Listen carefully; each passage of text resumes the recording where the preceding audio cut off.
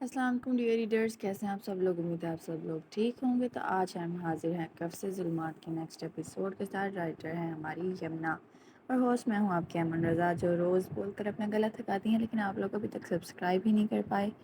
जल्दी से इस नावल को भी लाइक दें, उतना ही प्यार दें, अच्छा सा कमेंट कर दें एपिसोड पढ़ के, और चैनल भी सब्सक्राइब कर दें। तो चलें शुरू करते हैं। मेरा बेटा उठ जाएं, शाम होने को आई है और आपकी नींदें नहीं पूरी हो रही। उसके ऐन सर के करीब खड़े होते वो इसके बेवक्त की नींद झंझलाते हुए बोली, लेकिन उसे किसी तरह उठते ना देख वो थक हारती गोया हुई। उठें आपके बाबा जान, आपके लिए चाय बना रहे हैं, जल्दी से उठकर वज़ू करें, नमाज अदा करके आएँ, फिर हम गार्डन में चाय पीते हैं। मौसम भी काफ़ी अच्छा हो रहा है। अजान को प्यार से हिलाते, उसके सर पर प्यार करते और मुस्कुराते किचन किचन की जानिब चल दी। अगर मेरे बैकग्राउंड से कोई आवाज़ आए भी तो उनको इग्नोर करिएगा। जहाँ उन साहब अपनी लाडली के लिए नगेट्स और विंग्स फ्राई कर रहे थे, वाह जी, अपने बच्चे की बात आई तो कैसे जुटे हुए हैं। और जब मैंने कहा था कि चाय पीते, इस वक्त तो आपका दिल नहीं था। ये खुला तजाद है उन साहब, वो कुछ खफा होती हुई बोली। तो उन साहब उनकी बात पर मुस्कुरा दिए। मैं अच्छे से जानता हूँ आप मुझे तंग करने की खातिर ये सब बोल रही हैं, वरना ऐसा कैसे मुमकिन हो सकता है कि आप मेरे गुड्डे को कुछ बोले। सरहद से उनकी जानी तिरछी निगाहों से देखते जवाब दिया। मारिया बेगम उनकी बात पर मुस्कुरा दी। इतनी देर में अजान उनके करीब आते, पीछे से उन्हें हक करते सलाम करते उनके शाने पर सर रख गई। बाबा जान क्या बना रहे हैं, भूख लगी है बहुत तेज वाली। वो होंठ बाहर निकाले क्यूट सी शक्ल बनाते बोली, तो वो उसके गिर्द एक बाजू लपेटते मोहब्बत से गोया हुए। बस मेरा बच्चा बन गया, आपकी फेवरेट नगेट्स बनाए हैं, आ जाए हम बाहर चलते हैं। आफिया ले आती है हाउसकीपर। बाबा जान मुझे आपसे एक बात करनी थी। वो मुंह में नगेट्स डालते उनके करीब होती राजदारी से बोली, जानू मैं सुन रहा हूँ। आप वैसे भी बात कर सकती हैं। जानू मैं सुन रही हूँ, आप वैसे भी बात कर सकती हैं। मारिया बेगम उसे कनखियों से देखते बोली। नहीं माँ जान, आप नहीं मानेंगी। वो पाँव घास पर फैलाते हुए बोली। आप बताओ मैं कुछ करता हूँ। उसे घास पर बैठे देख वो आंख मारते बोले, मेरे मजमून मुश्किल हैं, समझ नहीं आती तो मैं एकेडमी रखना चाहती हूँ। मेरी फ्रेंड्स जाती हैं एकेडमी, बता रही थी बहुत अच्छी है, अच्छा गाइड करते हैं उनके सर, लेकिन माँ नहीं मान रही, कहती हैं घर बुला लेते सर को। उसने आंखें नम करते उन साहब की जानिब देखा और वो पल में फैसला कर गए थे। ओके, कल से आप चले जाना, मैं खुद आपको ड्रॉप कराऊंगा। नूर क्या कहती, वो कहती इकट्ठे जाएंगे, तो बस फिर ठीक है। उन साहब मैं इस फैसले के खिलाफ हूँ, मैं नहीं चाहती मेरी बच्ची वहाँ जाए। जाने कैसे कैसे लोग वहाँ आते होंगे, और आप कैसे बार बार इतनी ड्यूटी देंगे, पहले ही आप काफ़ी थक जाते हैं। बेगम कल हम खुद चलेंगे, एकेडमी का माहौल दिखाएंगे, और खाशिर उनका हास बंदा जो हर काम में उनके साथ खड़ा होता था और अजान को बहनों की तरह मानता था, को बोल लूँगा कि वो ले आया करेगा इन्हें। माँ बस 2 महीने की बात है, प्लीज़ माँ जाएं। वो लाड से उनके गले में झूल गई। बेटी की मोहब्बत हमेशा मेरी मोहब्बत पर बाजी मार जाती है, मारिया बेगम ने न रूठे लहजे में कहते उनकी जानिब देखा। मुझे समझ नहीं आता बेगम कि मैं आप दोनों में से किससे ज़्यादा मोहब्बत करता हूँ। एक मेरा दिल है तो दूसरी धड़कन। आप दोनों के बगैर मैं अधूरा हूँ। उन दोनों की गिर्द मोहब्बत से घेरा डाले वो आसमान की जानिब सर उठाते उस रब के शुक्रगुजार थे। वो दोनों ही नहीं जानते थे कि किस्मत तो ऊपर बैठा रब लिख रहा है। फिर आप जितना भी दुनिया की सर्दो गर्म से क्यों ना बचा के रख लो अपनी औलाद को। अपनी बेख्तियारी का एहसास होते ही वो माथे पर बल डाले दरवाज़ा बंद करने लगी थी। वो जो एक ट्रांस में खड़ा था सर झटकते बोला, अम्मी को बुला दें। कौन सी अम्मी? तानीन जो थकी आई थी बुरे मूड में थोड़ा सा दरवाज़ा खोलते आंखें निकालते बोली, मेरी वालदा उज़्मा। वो उसका ख़राब मूड देखता बोला, ओह अच्छा। को वो लंबा करते वापस दरवाज़ा उसके मुंह पर बंद कर गई, तो पीछे वो संजीदा सा शख्स अपनी तबीयत के बरखिलाफ धीरे से मुस्कुरा दिया। अम्मी बाहर कोई आया है, उज़्मा पप्पो को बुला रहा है। वो अंदर झांकते बोली, अज़लान आ गया?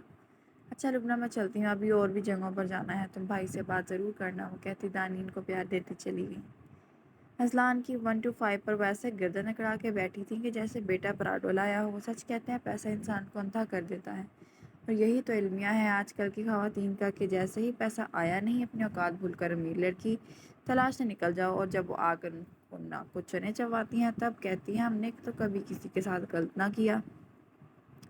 یہ نہیں دیکھتی کہ اپنا ہی بویا کاٹ رہی ہیں۔ امی یہ لڑکی کون تھی؟ کون؟ عظمیٰ بیگم چنے منہ میں ڈالتے صحن میں چارپائی پر بیٹھی مصروف سے انداز میں بولی۔ جو دروازے پر آئی تھی، ارے وہ دانین تھی، تمہارے نبیل ماموں کی بیٹی، بھول گئے؟ بیا فون لے کر آؤ، وہ رشتے والے کمبخت مارے کو فون کروں، پورا 5,000 مجھ سے لے کر گیا ہے اور کام کی ایک بھی لڑکی نہیں دکھائی۔ امی رہنے دیں اس کو، مجھے نبیل ماما کی بیٹی پسند آئی ہے، آپ اس سے میری بات چلائیں۔ وہ اطمینان بھرے لہجے میں بولا۔ ہیں؟ کیا بول رہے ہو بیٹا؟ ان کے گلے میں جیسے پھندا لگا تھا اور اندر سے آتے نابیہ بھی جل بھون گئی تھی کہ وہ اکثر اوقات کسی فنکشن پر ملتے، سب اس کے سادہ سے حلیے میں بھی اس کی بہت تعریف کرتے، اور نابیہ جو عمر میں اسے 4 سال چھوٹی تھی اور میک اپ اور گورا رنگ کرنے والی کریموں سے اس سے عمر میں بڑی لگتی، اور یہی چیز سے وہ دانین سے چڑ کھانے لگی تھی۔ اس کا بھی حلق تک کڑوا ہوا تھا اذلان کی بات سن کر۔ کیوں امی اچھی نہیں ہے کیا وہ؟ مجھے تو بہت پسند آئی ہے، سادہ اور معصوم سی۔ اذلان اپنے خیال کا اظہار کرتا ان سے استفسار کرنے لگا۔ نہیں، برائی تو کوئی نہیں، بس ویسے ہی بول رہی تھی۔ بھائی آپ کو اس میں کیا پسند آیا؟ گہرا سا تو رنگ ہے اس۔ انابیہ تیزی سے قریب آتی بولی۔ بری بات، کسی کی رنگت کے بارے میں بات نہیں کرتے، اور وہ نارمل رنگت کی حامل ہے، بات ساری خوبصورتی کی ہی ہوتی ہے، اور ماشاءاللہ وہ بہت حسین ہے، نہ کہ ظاہری بلکہ باطنی بھی۔ امی آپ ان سے بات کر کے نکاح کی تاریخ فکس کریں، مزید میں کچھ سننا نہیں چاہتا۔ وہ بات ختم کرتا کھڑا ہوا اور اپنے کمرے کی جانب ڈگ بھرتا چلا گیا۔ پیچھے وہ دونوں ہاتھ ملتی رہ گئیں، کیونکہ وہ جانتی تھی کہ جو ایک بات اذلان کہہ دیتا تو وہ بار بار نہیں دہراتا۔ آپ کا رسپانس اتنا ٹھنڈا ہے کہ دل ہی نہیں چاہتا نیکسٹ ایپیسوڈ دینے کا رائٹر کا، اس لیے جلدی سے اس ایپیسوڈ کو لائک کریں اور کمنٹ بھی کریں لازمی۔ اپنی موجودگی کا احساس دلائے پیارے لوگوں۔ نور اور اذان اکیڈمی جانے لگے تھے۔ آج کل اون چودھری کو زمینوں کے سلسلے میں گاؤں کے کافی چکر لگانے پڑتے۔ اس وقت اس وجہ سے انہوں نے بچیوں کو پک ڈراپ کرنے کی ذمہ داری اپنے خاص آدمی کو دی تھی، جو کہ ان کے باپ دادا کے زمانے سے ان کے ہاں کام کرتے آئے تھے۔ وہ فارغ ہوتے اکیڈمی سے باہر نکلی تھیں اور 2 قدم بڑھائے ہی تھے کہ اچانک سے ایک لڑکا قریب آتا تیزی سے اذان کے سامنے کھڑا ہوا تھا، اور اس سے پہلے کہ وہ کچھ سمجھتی مقابل نے اس کے آگے گھٹنوں کے بل جھکتے اس کے سامنے ہاتھ جوڑ دیے۔ اذان اور نور تو ششدر سی اس لڑکے کو دیکھنے لگی۔ اذان جو سب کے لیے تیار نہیں تھی، اسے سمجھ نہیں آ رہا تھا کہ یہ ہو کیا رہا ہے، کہ آپ کیا کر رہے ہیں۔ اپنے سامنے ہاتھ جوڑے اس نوجوان مرد کو دیکھتے وہ پریشانی اور حیرانگی کی بے وقت ملی جلی کیفیت میں گھری آنکھیں پھیلائے سامنے سڑک پر بیٹھے لڑکے سے استفسار کرنے لگی۔ میں بہت محبت کرتا ہوں آپ سے، میں گزشتہ مہینے سے روز آپ کی آمد کا منتظر رہتا ہوں۔ جب سے آپ کو دیکھا ہے تب سے میں آپ کی محبت میں گرفتار ہو چکا ہوں۔ مجھے کوئی عام سے سڑک چھاپ مت سمجھیں، میں اچھے خاندان سے تعلق رکھتا ہوں اور آپ سے جائز تعلق قائم کرنا چاہتا ہوں، بس ایک بار اجازت دے دیں۔ میں اپنی والدہ کو آپ کے گھر لانا چاہتا ہوں۔ قریب کھڑی نور جو اسے کب سے بکواس کرتا بقول نور چودھری کے سن رہی تھی، اس کے ضبط کا پیمانہ لبریز ہونے لگا۔ اس نے بغور سامنے موجود لڑکے کو دیکھا جو اب کھڑا ہو چکا تھا۔ 6 فٹ سے نکلتا قد، گندمی رنگت، سیاہی مائل لب، سیاہ گہرے بال، گہری آنکھیں جن میں سخت جنون تھا، اور قدرے پھیلی ہوئی جسامت جو اسے سمجھ نہ آیا کہ کثرت کے باعث ہے یا اس کی صحت مندی کی علامت۔ اذان خاموش کھڑی آنکھوں میں تعجب اور بے یقینی کے رنگ لیے اسے دیکھ رہی تھی۔ کیا بکواس لگا رکھی ہے تم نے؟ خود کو دیکھا ہے؟ اگر زیادہ شوق آ رہا ہے تو جا کے اپنی کسی ہم عمر سے نکاح پڑھوا لو۔ آج کے بعد ہمارے راستے میں آنے کی جرات نہ کرنا، ورنہ ایسا حال کروائیں گے کہ خود کو بھی پہچاننے سے انکار ہی کرو گے۔ اپنے اندر اٹھتے ہوئے بال کو دبائے وہ اذان کا ہاتھ تھامے سختی سے کہتی اسے سر تپا گھورتے آگے بڑھی۔ چلو اذان، اور وہ اس کے ساتھ گھسیٹتی ششدر سی پیچھے کھڑے اس شخص پر ایک نگاہ ڈالتے گاڑی میں بیٹھ گئی۔ یہ کیا تھا؟ گاڑی میں بیٹھتے اذان نے نم آنکھوں سے اسے دیکھتے استفسار کیا۔ نہ میری جان، پریشانی والی کوئی بات نہیں، بس کوئی ایڈیٹ تھا، ڈرامہ رچا رہا تھا، ہوتے ہیں کچھ لوگ ایسے بھی، تم ریلیکس رہو۔ پیار سے اس کا گال تھپکتے وہ بولی تو اذان نے سر اس بات میں ہلایا۔ پیچھے وہ کھڑا خالی خالی نگاہوں سے اس جگہ کو دیکھنے لگا جہاں سے وہ ابھی گزری تھی۔ طیب کمال اپنے والدین کی اکلوتی اولاد ہے۔ اس کے والد ایک جانے مانے بزنس مین تھے اور ان کے جانے کے بعد وہ اکیلا اس بزنس کا مالک تھا۔ اس پر منحصر تھا کہ وہ اس بزنس کو محنت کر کے پروان چڑھائے یا ڈبوئے۔ اذان جس اکیڈمی جاتی تھی وہ سوسائٹی کافی ایلیٹ کلاس تھی۔ طیب کمال کا بنگلو اس کی اکیڈمی سے کچھ فاصلے پر تھا، اور ایک دن یوں ہی اس نے گاڑی سے اترتے اسے دیکھا تھا اور دیکھتا رہ گیا۔ اتنا مکمل حسن وہ تو جیسے اس کے حسن میں کھو سا گیا۔ دمکتی رنگت پر بڑی بڑی ہرنی جیسی شہد رنگ چمکتی آنکھیں، پھولے پھولے گلابی گال، شولڈر کٹ، سلکی چمکتی ڈارک براؤن زلفیں۔ وہ تو ساکت سا اس کے چہرے کی شادابی میں کھو سا گیا۔ دیکھنے میں وہ معصوم 16-17 سال کی لگتی اور وہ 27 سالہ جوان صحت مند مرد، لیکن اس دل کا کیا کرتا جو اسے دیکھ کر دھڑکنا بھول گیا تھا۔ یہی سے اس کی محبت کا جنون میں تبدیل ہونے کا آغاز شروع ہوا تھا۔ وہ معمول سے پہلے اپنے بنگلے سے نکل آتا اور اس کی ایک جھلک کا منتظر رہتا اور بالآخر اس نے ارادہ باندھ کر اس کے سامنے اظہار کر دیا، لیکن اس کے برملا جھٹکنے پر اس کا چہرہ متغیر ہوا تھا، بے ساختہ مٹھیاں بھینچتا وہ واپس نکل گیا۔ اذلان کی خواہش کا احترام کرتے ہوئے وہ دونوں ماں بیٹی دوسرے دن ان کے گھر پر موجود تھے اور ان سے دانین کا ہاتھ مانگا تھا۔ انہوں نے اجنبی سے عظمیٰ بیگم کی جانب دیکھا۔ ان کے ذہن میں دور دور تک یہ بات نہ تھی اور وہ ان کی آمد سے انجان بیٹھے تھے، اور اب اچانک ان کی بات سے وہ کوئی فیصلہ نہ کر پائے اور لہجہ بھر کی خاموشی کے بعد گویا ہوئے، ہمیں ابھی کچھ وقت درکار ہے، ہم جلد آپ کو اپنے فیصلے سے آگاہ کریں گے، متانت بھرے لہجے میں کہتے نبیل صاحب نے ان سے کچھ وقت مانگا۔ عظمیٰ بیگم ان کے تاثرات جانچتے انہیں جلد جواب دینے کا کہتی واپس چلی گئی۔ نبیل صاحب کو یہ رشتہ کچھ خاص بھایا نہ تھا کہ وہ عظمیٰ بیگم کے سخت انداز اور امیر خاندان میں شادی کی خواہش سے انجان نہ تھے، لیکن اچانک ان کی غیر متوقع آمد سے وہ خود حیران پریشان تھے، جبکہ لبنہ بیگم اس رشتے سے بہت خوش دکھائی دے رہی تھی کہ وہ چاہتی تھی کہ ان کی اکلوتی بیٹی ان سے زیادہ دور نہ جائے، اور ان کی خواہش کے مطابق سب ہوا تھا۔ لیکن نبیل صاحب نے سب دانین کے فیصلے پر چھوڑا تھا۔ وہ اٹھ کر اس کے کمرے کی جانب چل دیے۔ دانین جو اس سب سے انجان اپنے کمرے میں بیٹھی کچھ ضروری کام کر رہی تھی، دروازہ کھلنے کی آواز پر متوجہ ہوئی۔ نگاہ سامنے اٹھی تو نبیل صاحب دروازے کے قریب کھڑے اسے محبت و شفقت بھری نگاہوں سے دیکھ رہے تھے۔